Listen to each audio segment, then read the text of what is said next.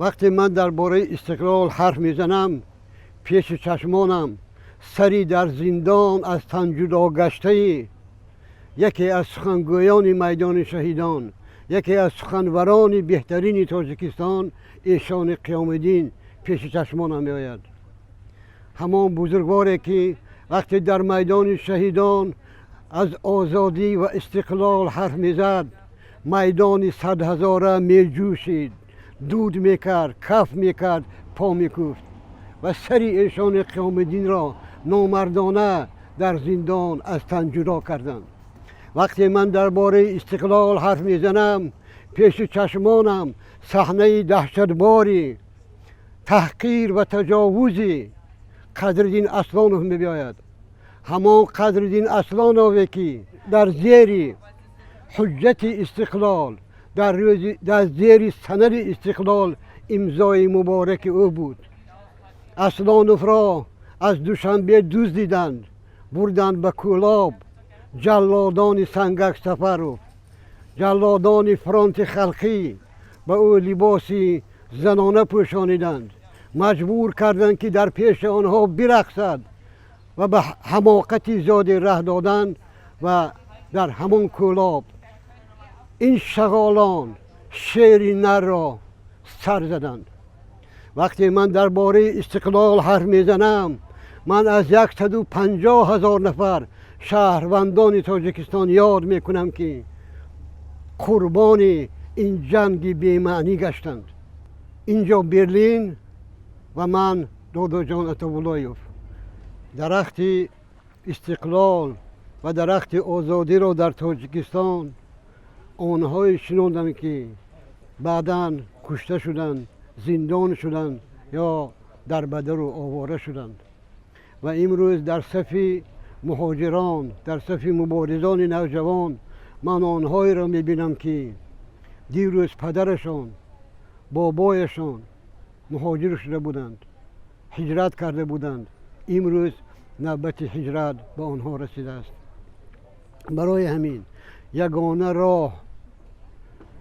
یگانه راهی که ما را به کوی مراد میبرد وطنمون را، استقلالمون را، آزادیمون را از دست این رهزنان گرفتن است. دیگر وقتی بیچاره نالی، دیگر وقتی از گریبان هم داشتن، دیگر وقتی توی من نیست. ما برای سبزیدن این درخت خون دادیم، خون ریختیم و از هر شاخ و برگ و باره این درخت چهره آنهای نمودار میگردد که در زندانها وفات کردند، در زندانها کشته شدند یا امروز در کشورهای دیگر هستند و هزاران قبرهای و در هزاران قبرهای نامعلوم به خواب ابد رفتند. من از همه شما هموطنان عزیز دعوت میکنم که ما باید به یک مرحله نو و سرنوشت‌ساز قدم گذاریم. این مرحله نام دارد مرحله آزادی، آبادی و شکوفایی تاجیکستان. خدایا من نمیدانم با چی با ما گذرد، با چی تحقیری را، دشنامی را، حقارتی را در حق ما، در حق ملت ما، در حق مادران ما، در حق خواهران ما، در حق دختران ما، در حق فرزندان ما اینا به خودشان اجازه دهند که ما بیدار شویم. امروز یک حکومت، امروز یک کشور در دست یک خانواده است. اگر دیروز رحمان و برادرش و خواهرش تاجیکستان را میتاختند، امروز نبیرهایش، فرزندانش تاجیکستان را میتازند.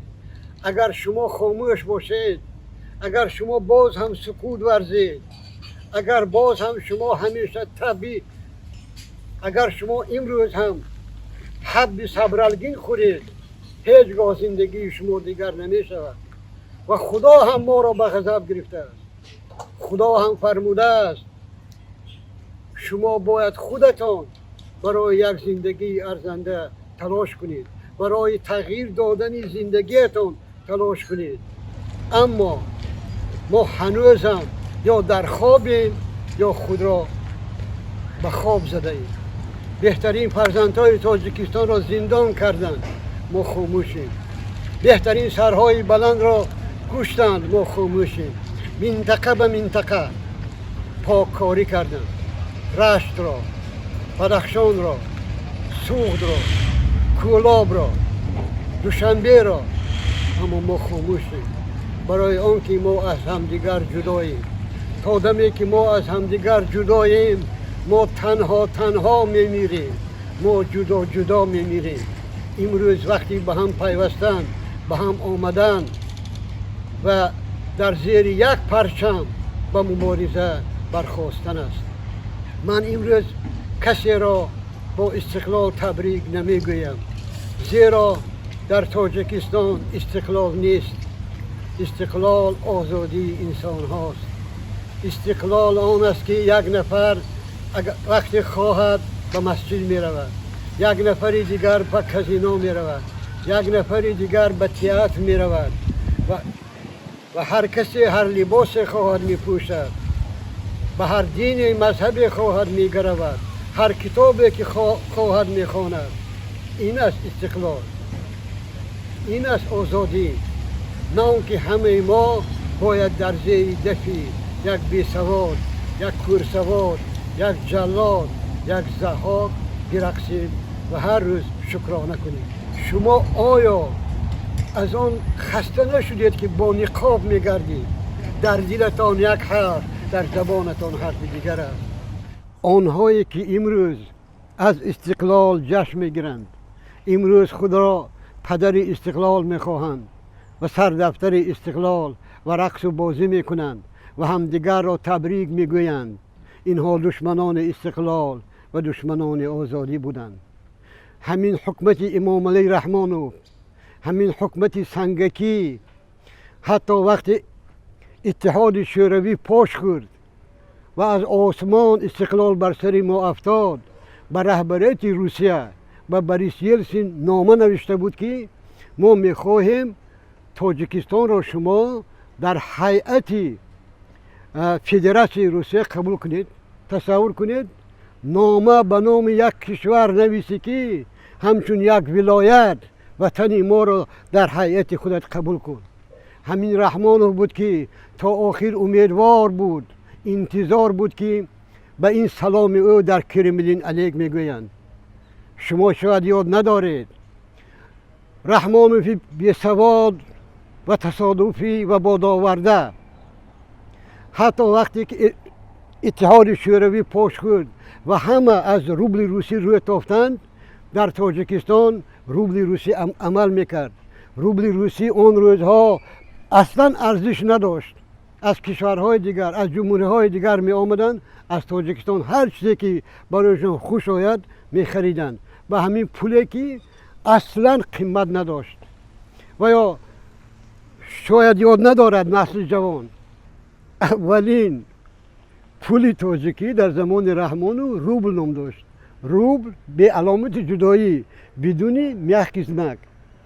این روبل من روبل چوک بریده نام کرده بودم و واقعا همه این نشان آن است که رحمانو هیچگاه نمیخواست که تاجیکستان صاحب استقلال باشد.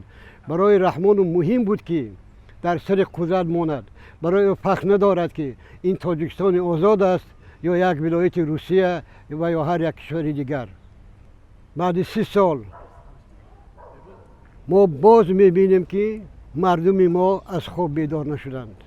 اون چند نفر آزاداندیش، چند نفر اهل قلم، چند نفر اهل ضیایی که از استقلال و آزادی حرف میزدند یا زندان شدند یا کشته گشتند.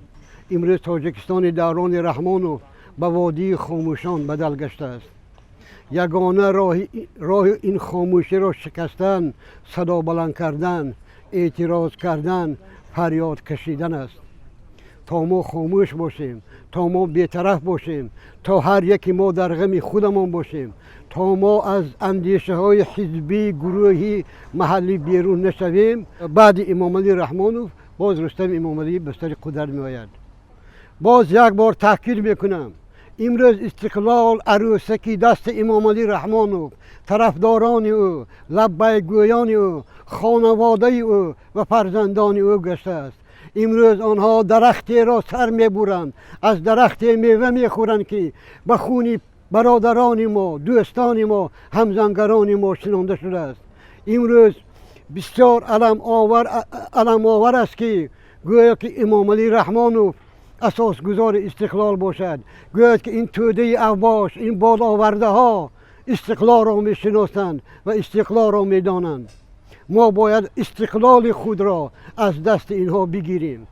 راه دیگر نداریم. راه دیگر رو به فنا، رو به مردن، رو به بی‌ناموسی، رو به بی‌عزتی، رو به نامردی، رو به ناکسی است. هیچگاه فرزندان ما، نبیرگان ما را نمی بخشند که اجازت دهیم که به جای امام علی رحمان رستم امام علی بیاید. اینها همه دشمن آزادی، دشمن ملت، دشمن استقلال، دشمن انسانیت بودند، هستند و میمانند.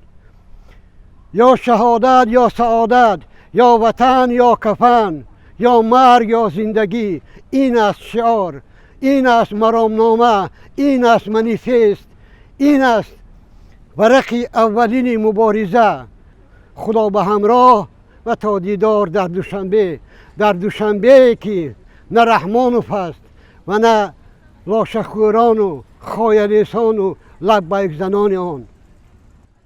تاجیکستان شد گلستان از تو تلاش و زحمتت، خانه تاجیک منور از تو و از همتت. با دام افتخار ای پیشوای محترم، از جبینت گشت روشن آسمان کشورم. خوش آمده پیشوای معظم ملت.